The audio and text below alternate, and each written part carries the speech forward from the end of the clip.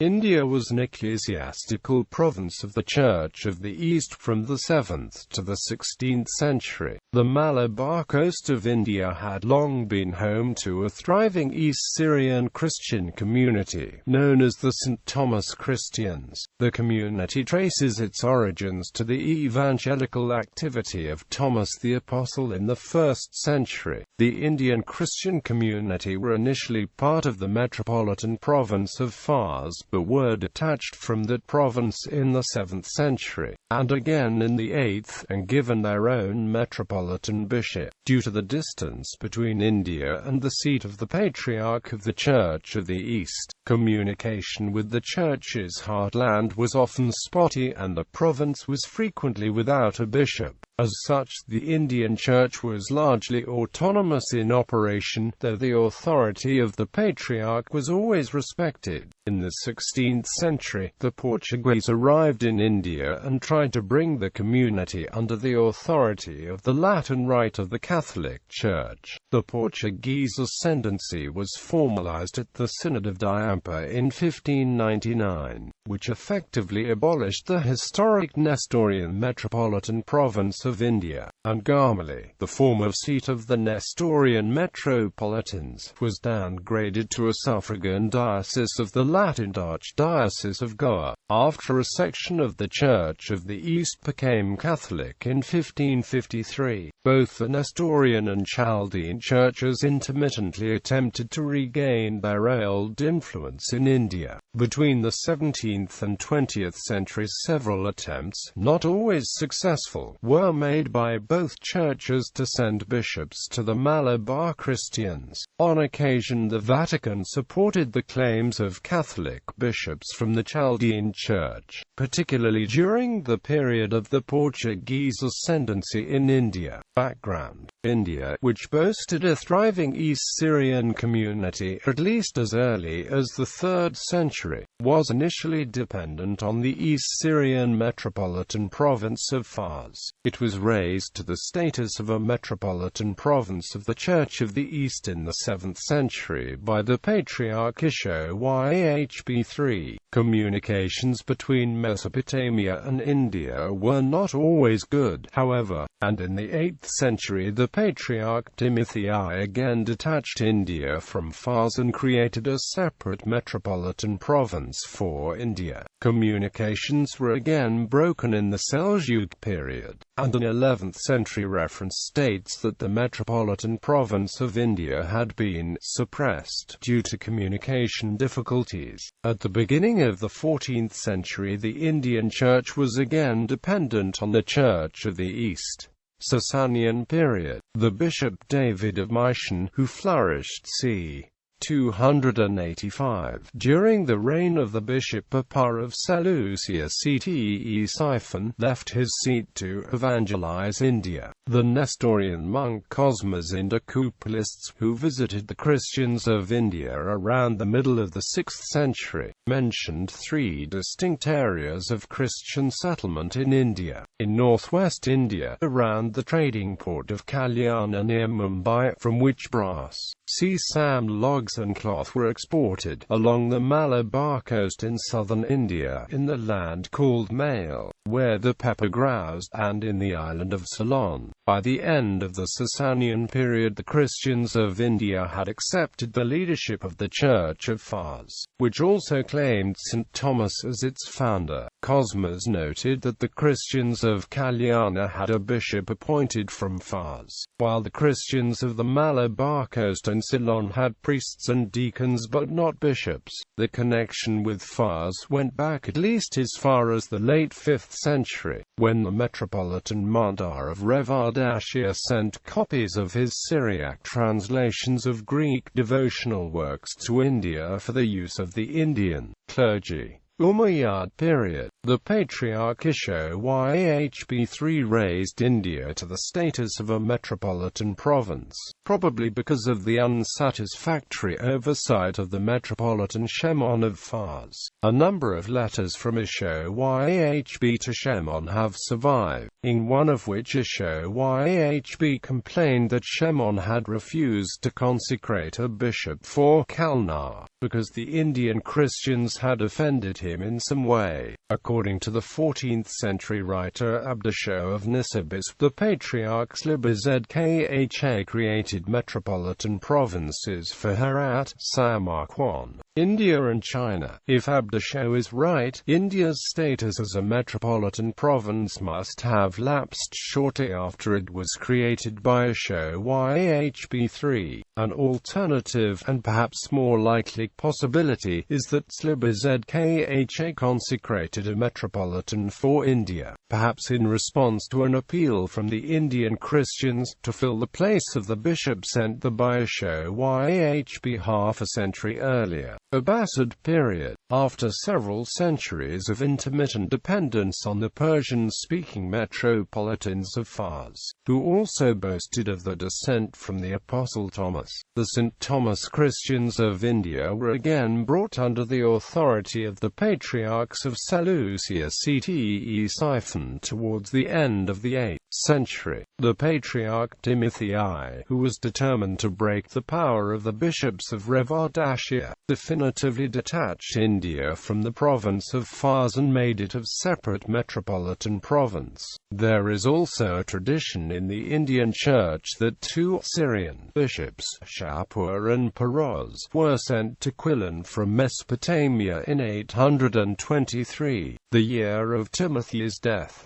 They were accompanied by the famous Mansabrisho, perhaps a metropolitan consecrated by Timothy for India. This tradition was recorded by Mathen in the following words: in the year 823, Syrian fathers again came, Mar Shapur and Mar Peroz, accompanied by the famous Mansabrisho. They came to the town of Quilin, went to the king Shakir-Berti, and asked for lands. The king gave them as much land as they wished, so they too built a church and town in the country of Quilin. Thereafter Syrian bishops and metropolitans came more often by order of the Catholicus, who used to send them. A few decades later, according to the 16th century Portuguese writer Diogo de Couto, the Malabar Church sent a delegation to Mesopotamia to ask for new bishops to be sent out to them. Their old bishops were dead, and the church had now only one deacon surviving. The Catholicus thereupon consecrated a metropolitan named Johanan for India, and two suffragan bishops, one of whom, Mardua, was appointed to the island of Socotra, and the other, Thomas, to Mathen, traditionally identified with southern China. Johanan fixed his metropolitan seat at Cranganore. These events seem to have taken place around 880, perhaps during the Patriarchate of Anosh. Neither India nor China are listed as metropolitan provinces of the Church of the East in the detailed list of metropolitan provinces and dioceses, drawn up in 893 by Elia of Damascus. Elia's list contains very few errors, and it is possible that neither province had a metropolitan at this period. This is certainly likely in the case of China in the wake of the expulsion of Christians from the capital Chang'an by the Emperor Wuzong in 845, though perhaps less so in the case of India. Seljuk period. According to the 11th century Muqtasa, a detailed list in Arabic of ecclesiastical provinces and dioceses of the Church of the East, the metropolitan province of India had been suppressed because it has become impossible to reach it. Mongol period. At the beginning of the 14th century, the Indian Church was again dependent upon the Church of the East. The dating formula in the Colophontua manuscript copied in June 1301 in the Church of Makariakos in Cranganore mentions the Patriarch Yabulaha III, and the Metropolitan Yaquob of India. Cranganore, described in this manuscript as the royal city, was doubtless the metropolitan seat for India at this time. In the 1320s, the anonymous biographer of the Patriarch Yabulaha III and his friend Rabban Bar Sauma praised the achievement of the Church of the East in converting the Indians, Chinese and Turks.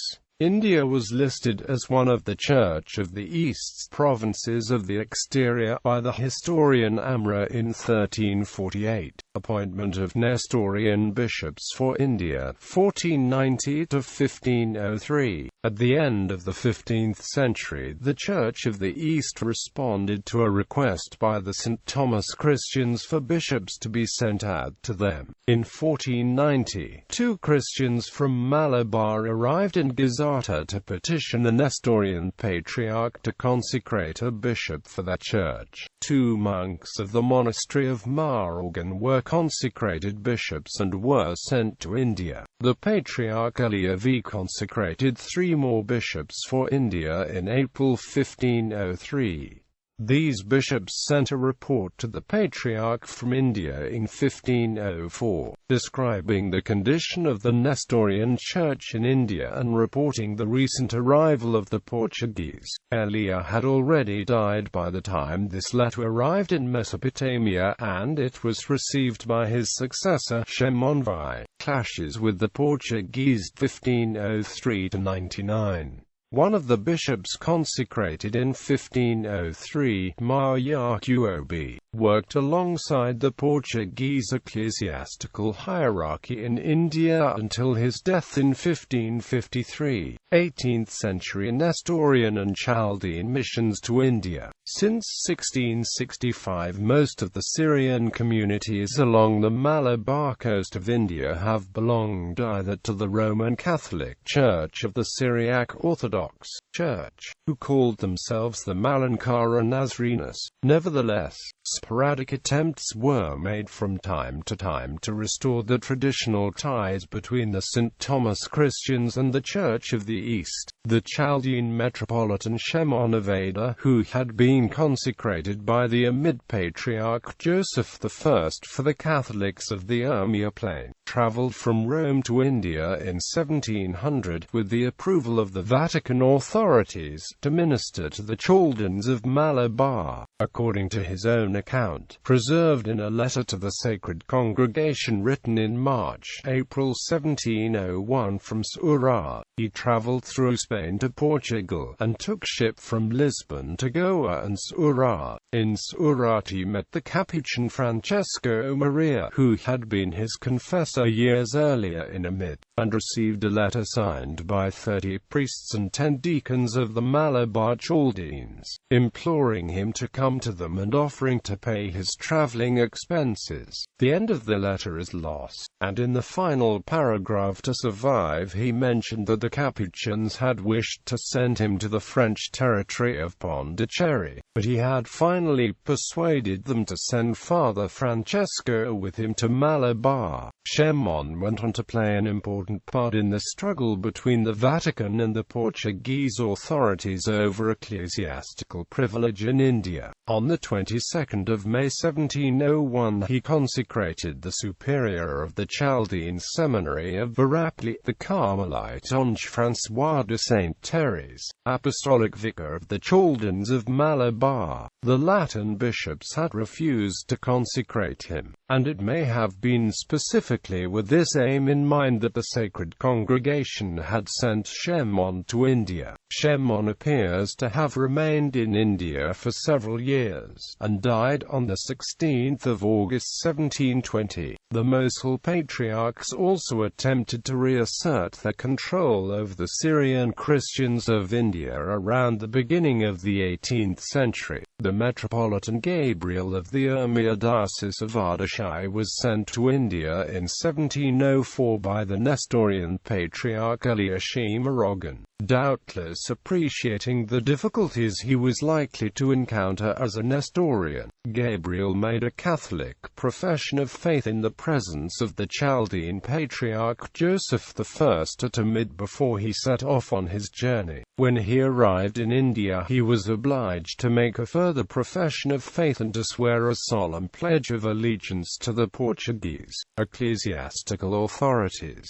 Ignoring these undertakings, Gabriel proceeded to offer a lively opposition to the Jacobite Metropolitan Thomas IV. 42 churches came over to him, leaving the Jacobites with only 25. Thomas appealed to the Jacobite Patriarch at Antioch for help, but without response. The Jacobites only fully recovered the hold on the Malabar Church after Gabriel's death in 1739.